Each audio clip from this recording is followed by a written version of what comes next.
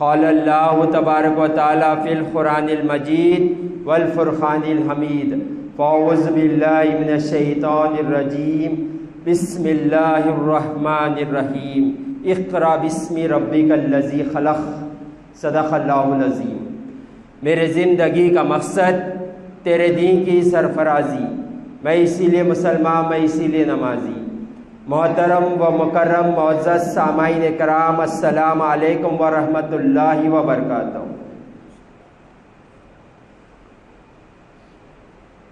اللہ تعالیٰ نے انسان کو تمام مخلوق میں اشرف المخلوقات بنایا ہے۔ نہ جانے کتنے اللہ کے مخلوق ہیں، ہم شمار نہیں کر سکتے، مگر ان تمام مخلوق میں اللہ تعالیٰ نے انسان کو اشرف المخلوقات بنایا ہے۔ بزرگان دین فرماتے ہیں اس کے پیچھے یہ ہے کہ اللہ تعالیٰ نے انسان کو عقل سلیم عطا کیا ہے، انسان کو عقل سلیم عطا کیا ہے، اسی لیے اللہ نے انسان کو اشرف المخلوقات بنایا ہے۔ اگر یہ عقل کا صحیح استعمال کر لے تو فرشتوں سے آگے ہو جاتا ہے، اگر غلط استعمال کر لے تو جانور سے بدتر ہو جاتا ہے۔ تو انسان یہ اللہ تعالیٰ نے اسے بڑی نعمتوں سے سرفراز فرمایا ہے۔ تو اللہ تعالیٰ نے جن و انسان کو پیدا کرنے کا مقصد جو قرآن میں بتایا ہے وہ یہ بتایا ہے کہ ہم نے جن و انسان کو صرف اللہ کی عبادت کے لیے پیدا کیا ہے، اور انسان کی پیدائش کا اور کوئی مقصد نہیں ہے سوائے اللہ کی عبادت کے۔ انسان کو پیدا ہی اسی لیے کیا گیا ہے کہ وہ اللہ کی عبادت کرے، اللہ کی حمد بیان کرے، اللہ کے سامنے سجدہ ریز ہو جائیں، اسی لیے انسان کو پیدا کیا گیا۔ اور اللہ قرآن میں اور ایک جگہ ارشاد فرماتا ہے کیا علم والا اور جاہل ایک سا ہو سکتا ہے؟ ہرگز نہیں ہو سکتا ہے۔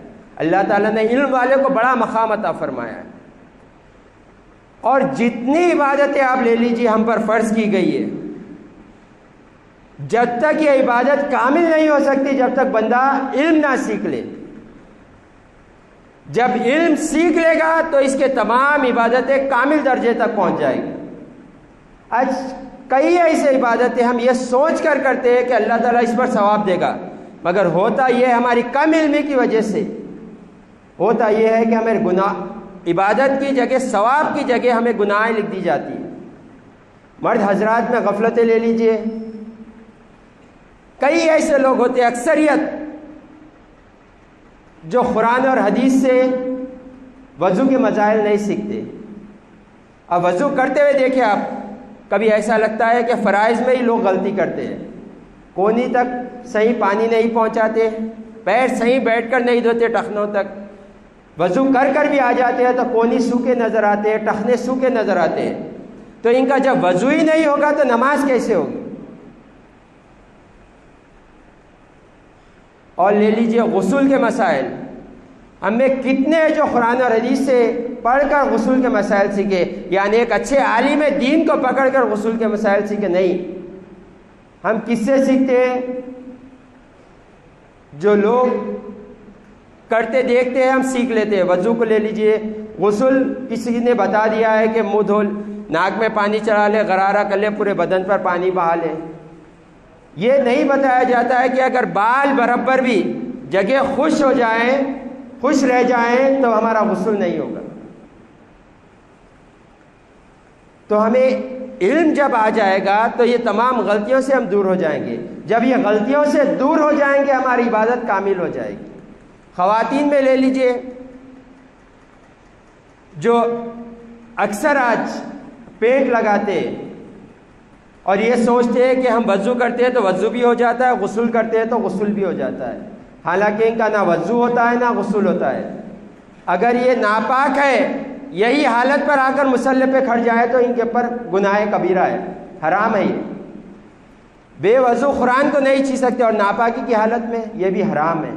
یہ سوچ رہے کہ ہم قرآن پڑھ رہے ہیں، اللہ کی عبادت کر رہے ہیں، اللہ کے کلام پاک کو پڑھ رہے ہیں، مگر یہ پڑھنا آپ کو گناہ میں لے کر جا رہا ہے۔ یہ کیوں ہوتا ہے؟ جب ہم علم نہیں سیکھتے۔ اور ایک غفلت لے لیجئے، جب ڈیلیوری کے بعد اکثریت میں یہ دکھائی دیتا ہے کہ 40 دن تک بچی کو نماز نہیں پڑھاتے کیونکہ وہ ناپاک ہے۔ ایسا مسئلہ ہے ہی نہیں شریعت کا۔ جب عورت کا خون رک جائے اس وقت ہی پاک ہو جاتا ہے. اگر وہ 3 دن میں ہو رک جائے تو جب ہی پاک ہو جاتی ہے عورت.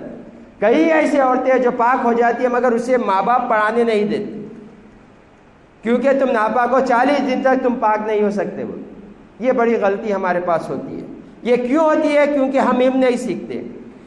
اور آج ہماری سب سے بڑی غفلت جو ہے, آج ہم نے علم کو بچوں کی طرف منسوب کر دیا ہے.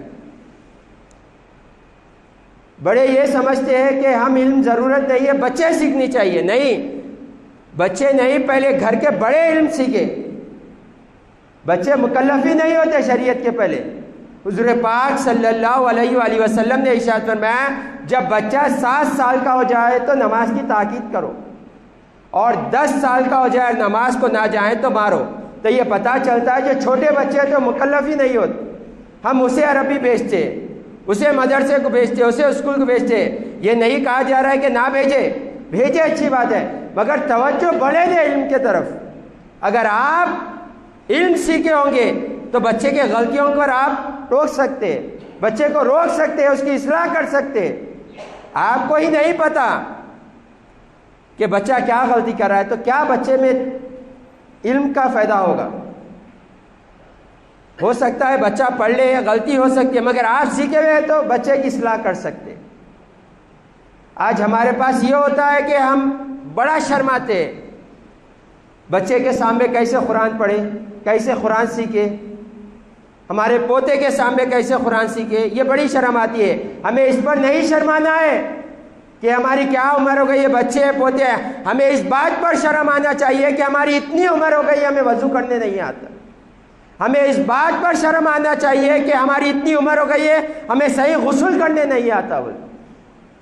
ہمیں اس بات پر شرم آنی چاہیے کہ ہمیں آج اتنی عمر ہو گئی ہے نماز کے اندرونی فرائض معلوم نہ بیرونی فرائض معلوم. اس پہ شرم آنا چاہیے. شرم سیکھنے میں نہیں آنا چاہیے. ابھی میں نے جو آیت مبارکہ کی تلاوت کی اس میں اللہ تعالیٰ ارشاد فرماتا ہے پڑھو اللہ کے نام سے جس نے تمہیں پیدا کیا. حضور پاک صلی اللہ علیہ وآلہ وسلم جب غار حرا میں اللہ کے ذکر میں مشغول تھے, جو اسلام کی جو پہلی وحی نازل ہوئی, جو اسلام پہلی بول جو بولا وہ یہ بولا کہ اقرا, پڑھو. اور آج ہماری بدقسمتی یہ ہے کہ مسلمان آج پڑھائی سے دور ہوتے جا رہے ہیں. حضور پاک صلی اللہ علیہ وآلہ وسلم کی عمر کیا تھی جب وہی نازل ہوئی؟ 40 سال آج کی عمر مبارک. پڑھو. اور آج ہم فرض ظلم سے ہی غفلت میں جی رہے ہیں. ہمیں کتنے ہیں جو فرض ظلم سیکھے. علم کا حاصل کرنا ہر مسلمان مرد اور عورت پر فرض ہے. ہم نے کیا ادا کیا؟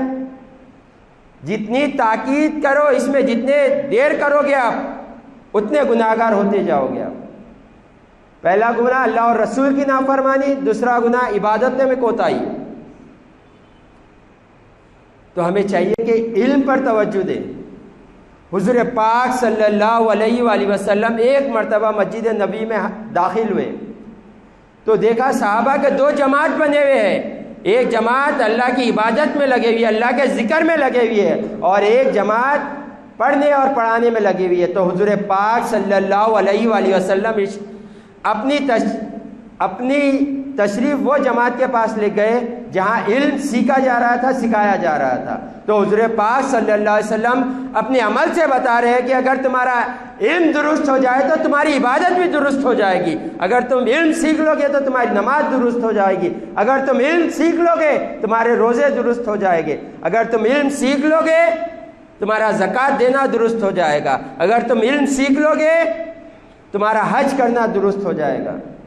آج یہ کم علمی ہمارے پاس اس موڑ پر لے کر آ گئی ہے جس کا مقصد امت کا یہی تھا کہ علم سیکھیں اور سکھائیں, مگر آج ہمارے میں اکثریت کم علمی کی نظر میں آتے. حضور پاک صلی اللہ علیہ وآلہ وسلم نے ارشاد فرمایا علم سیکھو ماں کے پیٹ سے لے کے خبر کی گود تک. کوئی عمر نہیں ہے, آخری سانس تک بھی تم علم سیکھتے رہو جب تک تمہیں لکھ جا کر خبر میں نہ پہنچا دیا جائے. اور آج ہمیں شرم آ رہی ہے علم سیکھنے کے لیے. اور وہی جو شرما رہا ہے بندہ جو علم سیکھنے کے لیے، اسے کہہ دے کہ آپ کے لیے 10 لاکھ کی جاب ہے باہر، یہ چیزیں سیکھنا ہے، تو وہ عمر نہیں دیکھے گا اپنی، پہلے وہ علم سیکھے گا اور باہر جائے گا، پیسے کمائے گا۔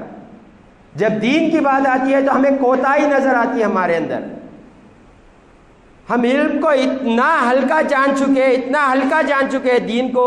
اسی لیے ایک غیر قوم کے ایک شخص نے کہا تھا، نان مسلم نے کہا تھا کہ جب میں دنیا کے تمام کتابوں کو دیکھتا ہوں تو قرآن سے بہتر کتاب مجھے کوئی نظر نہیں آتی، قرآن سے بہتر کوئی کتاب نظر نہیں آتی، یہ ایک نان مسلم کہہ رہا ہے۔ اور جب میں مذہبوں کو دیکھتا ہوں تو اسلام سے پیارا مذہب مجھے کوئی نظر نہیں آتا، اسلام سے پیارا مذہب مجھے کوئی نظر نہیں آتا، مگر جب میں مسلمان کو دیکھتا ہوں تو اس سے گھٹیا قوم مجھے کوئی نظر نہیں آتی۔ تو اس سے پوچھا گیا کہ جو تم بول رہے ہیں کہ قرآن سب سے بہتر کتاب ہے، وہی مسلمان پڑھتا ہے، اور مذہب جو اسلام تم سب سے بہتر کا ہے وہی ہے، اسلام مسلمان کا مذہب ہے، تو وہ کہنے لگا کہ آج کے مسلمان جو ہے وہ صرف نام کے مسلمان ہیں، انہیں ان کے دین کی کوئی پرواہ نہیں ہے، انہیں یہ مسلمان آج یہ قوم جو ہے وہ سو رہی ہے۔ آپ دیکھ لیں کتنے مذہب ہے دنیا میں، کوئی مذہب کے اوپر انگلی اٹھاتے ہوئے دیکھے آپ نے سوائے اسلام کے؟ جو کوئی اٹھتا ہے وہ اسلام کے خلاف بولتا ہے، ایک جاہل بھی اٹھ کر اسلام کے خلاف بولتا ہے، کیوں؟ کیونکہ اسے معلوم ہے یہ جو قوم ہے یہ سو رہی ہے بلکہ۔ اور اس کے بارے میں مولا کائنات حضرت علی رضی اللہ تعالیٰ عنہ نے کم و بیش 1500 سال پہلے بتا دیا کہ ساری دنیا سو رہی ہے، تب مریں گے تب جاگ جائیں گے۔ آج ہمیں اپنے وقت کی قدر نہیں ہے، جب ہماری آنکھ بند ہوگی تو ہمیں پتہ چلے گا کہ ہم نے اپنا وقت کس قدر خراب کر لیا، ہمارا وقت کی قدر ہم نے ضائع کر دیا۔ وقت کی قدر معلوم ہوگی جب ہماری آنکھ بند ہوگی۔ حضور پاک صلی اللہ علیہ وآلہ وسلم نے ارشاد فرمایا، کل بندے اللہ کی بارگاہ میں قیامت کے دن التجا کریں گے، اے مالک ایک مرتبہ تو دنیا میں بھی جا کے تیری عبادت کر سکے، تیرا ذکر کر سکے، تو اللہ تعالیٰ کہے گا کہ نہیں، وقت ختم ہو گیا۔ حضور پاک صلی اللہ علیہ وآلہ وسلم نے ارشاد فرمایا، ایک مرتبہ سبحان اللہ کہنے کی مقدار میں دنیا میں واپس نہیں بھیجا جائے گا، اور آج گھنٹے فونوں پر ضائع کر دے رہے، گھنٹے چبوتروں پر بیٹھ کر ضائع کر دے رہے، گھنٹے دوستوں کے ساتھ بیٹھ کر ضائع کر دے رہے، گھنٹے فونوں پہ ریلز بنا کر ضائع کر دے رہے۔ دنیا بنانے میں اپنی آخرت کو اس قدر بھول گئے ہیں کہ ایسا لگتا ہے کہ یہ قوم کو دیکھتے ہیں تو انہیں کسی نے بتایا نہیں کہ کل قیامت آنے والی ہے، کل تمہیں مرنا ہے، کسی نے بتایا ہی نہیں۔ اس قدر ہماری غفلت ہے۔ کیوں ایسا؟ یہ اس لیے کیونکہ ہمارے سامنے آخرت کے احوال ظاہر نہیں ہے، دنیا ہمارے سامنے ظاہر ہے۔ اور یہ بات ہمیں یاد رکھنا چاہیے، ایمان والا وہی ہوتا ہے جو غیب پر ایمان رکھتا ہے۔ تو ہمیں ابھی وقت ہے، ہمیں علم سیکھنا چاہیے۔ اگر علم سیکھ لیں گے تو ہماری عبادت کامل درجے پر پہنچ جائے گی۔ حضور پاک صلی اللہ علیہ وسلم نے ایک مرتبہ مسجد نبوی میں آئے تو دیکھا کہ صحابہ ایک بات پر گفتگو کر رہے، ایک بات پر بحث ہو رہی ہے صحابہ کی۔ تو حضور پاک صلی اللہ علیہ وآلہ وسلم نے پوچھا، تم لوگ کس بات پر بحث کر رہے ہو؟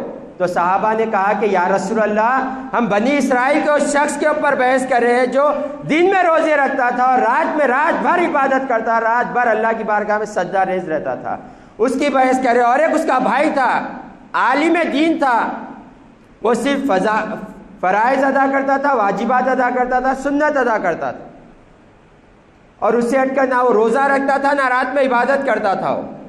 تو ہم یہ کہہ رہے ہیں کہ کیا وہ عالم کے درجے بڑے ہیں یا عابد کے درجے بڑے ہیں؟ تو حضور پاک صلی اللہ علیہ وسلم نے ارشاد فرمایا، عالم کو عابد پر ایسے ہی درجے بلند ہے جیسے تم پر مجھے درجے بلند ہے۔ علم سیکھنے والا جو علم سیکھ لیتا ہے، ایک عالم دین بن جاتا ہے، تو اس کی ہر ادا عبادت ہو جاتی ہے، اس کا چلنا عبادت ہو جاتا ہے، اس کا دیکھنا عبادت ہو جاتا ہے، اس کا کھانا عبادت ہو جاتا ہے، اس کا پینا عبادت ہو جاتا ہے، اس کا سونا عبادت ہو جاتا ہے، حتیٰ کہ وہ ہر کام میں اس کی عبادت لکھی جاتی ہے۔ اور آج ہم اگر کسی کو گراتے ہوئے نظروں سے دیکھتے ہیں تو وہ کس کو دیکھتے ہیں؟ عالم دین کو دیکھتے ہیں۔ ہمارے پاس اگر کسی کی عزت نہیں ہوتی تو ایک حافظ قرآن کی عزت نہیں ہوتی، ایک عالم دین کی عزت نہیں ہوتی، ایک علماء اکرام کی عزت نہیں ہوتی، اور ہر کسی کی عزت ہمارے پاس ہوتی۔ ہم سوچ لیں، ہم جتنی عزت لیڈروں کو دیتے ہیں، کیا اتنی عزت حافظ قرآن کو دی ہے ہم نے؟ عالم دین کو اتنی عزت دی ہے ہم نے؟ لیڈر صرف آپ کے دنیا میں کام آنے والا ہے، حافظ قرآن کے بارے میں آیا ہے کہ وہ اپنے کئی لوگوں کو جنت میں دلوائے گا۔ عالم دین کے بارے میں اللہ تعالیٰ حکم دے گا، تم رکو، جس کی چاہو شفاعت کرو، تمہیں جنت میں ڈالا جائے گا۔ اس ہم نے ان کی عزت کی نہیں کی۔ تو ہمیں چاہیے کہ عالم دین کو کوئی اچھے پکڑے، علم سیکھے۔ علم کی بڑی فضیلت ہے اور مبارک ہے یہ بزرگ لوگ جو مسجد میں آتے ہیں، ورنہ کئی ایسے بڑے عمر کے ہوتے ہیں، خبر میں چلے جاتے ہیں، کبھی مسجد کی طرف رخ نہیں کرتے۔ دیکھیں آپ، کئی ہیں جو خبر میں پہنچ جاتے ہیں مگر کبھی مسجد تک نہیں آتے۔ اور انہی کے بارے میں حضور پاک صلی اللہ علیہ وآلہ وسلم نے ارشاد فرمایا، سب سے بدترین شخص ہے اللہ کے نزدیک وہ جس کی عمر بڑھاپے تک پہنچ جائے اور اس کے گناہوں پر نیکیاں غالب نہ آئے۔ سب سے بدترین اللہ کے پاس جو ہے شخص وہ یہ ہے، اور سب سے کامیاب ترین شخص وہ ہے جو بڑھاپے کو پہنچ جائیں اور اس کے نیکیاں اس کے گناہوں پر غالب آ جائیں۔ ہم فکر کریں، اگر بچے نیک ہو گئے تو ماں باپ کی عبادت کی فکر کریں۔ یہ بزرگ لوگوں کا رہنا یہ ہمارے لیے اللہ کی رحمت کا ذریعہ ہے۔